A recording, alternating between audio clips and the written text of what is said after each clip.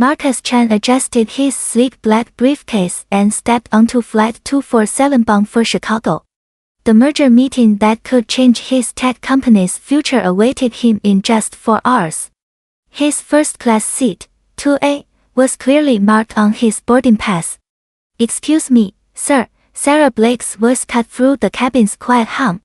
The blonde flight attendant blocked his path, her eyes scanning him from head to toe. "I think you might be lost. Economy seating is toward the back." Marcus smiled politely, holding up his boarding pass. "Actually, I'm in RA. First class." Sarah's eyebrows raised in obvious disbelief. She snatched the pass from his hand, studying it as if it were counterfeit. "Are you sure this is your ticket? Maybe someone made a mistake at the gate."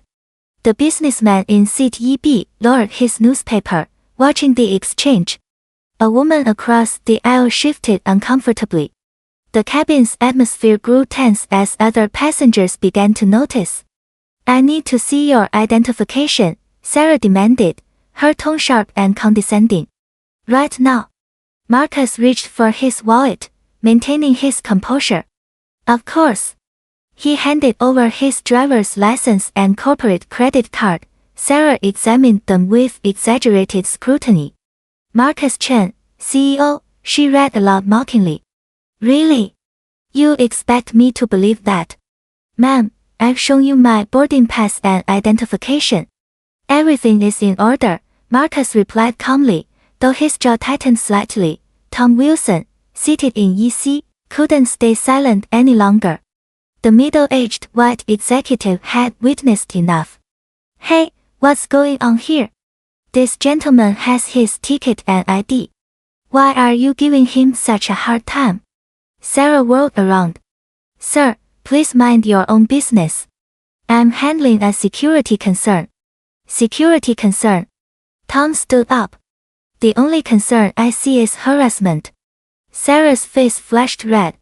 "I'm going to have to ask you to leave this aircraft, Mr. Chen. You're being disruptive and causing a disturbance." Marcus's eyes widened. "Disruptive? I've done nothing but answer your questions politely." The tension in the cabin was now electric. Other passengers began murmuring amongst themselves. Sarah grabbed the plane's phone and dialed security. "I need assistance in first class. We have a disruptive passenger refusing to cooperate." Marcus felt his heart racing but kept his voice steady. "Ma'am, I'm the CEO of TechFlow Industries. I'm flying to Chicago for a $20 million merger meeting. This is completely unnecessary." Sarah laughed coldly. "Sure you are. And I'm the Queen of England." She turned to the other passengers. "Sir, you need to move to economy class immediately, or you will be removed from this aircraft." Tom Wilson stood up again. "This is ridiculous. He's done absolutely nothing wrong." Other passengers began voicing their agreement. "Leave him alone," called out an elderly woman from row 3. Sarah's voice grew louder.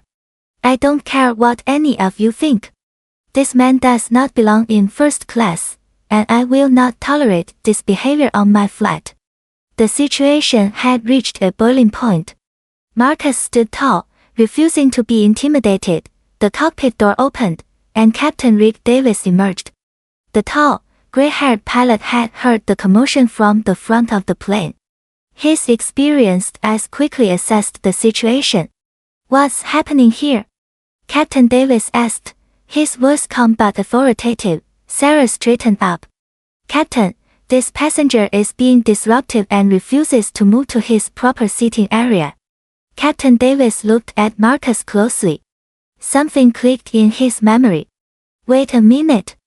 Are you Marcus Chen? From TechFlow Industries?" Marcus nodded. "Yes, sir." The captain's expression changed completely. "I saw you on Business Weekly last month. The article about your company's innovation in artificial intelligence."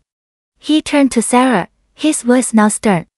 "Ms. Blake, this gentleman is exactly where he belongs." Sarah's confidence cracked. "But Captain, I was just following protocol." Protocol. Captain Davis's voice carried authority that silenced the cabin. What protocol involves harassing a paying first-class passenger who has done nothing wrong? Mr. Chen has his boarding pass, his identification, and has been nothing but polite. The captain's words hung in the air like thunder. Sarah's face went pale as she realized her mistake. Captain Davis spoke with unwavering authority. Ms. Blake, you are relieved of duty immediately. Please gather your belongings and exit the aircraft. Sarah's mouth opened in shock. Captain, you can't be serious. I am completely serious. Your behavior is unacceptable and violates every standard we uphold. As Sarah walked down the aisle in shame, passengers began applauding. Tom Wilson shook Marcus's hand. I'm sorry you had to go through that, but I'm glad justice was served. The gate agent, Lisa Park, boarded and personally apologized to Marcus. Mr. Chen, the airline will be conducting a full investigation. This behavior does not represent our values. Marcus smiled with quiet dignity. Thank you, Captain. Sometimes standing up for what's right makes all the difference.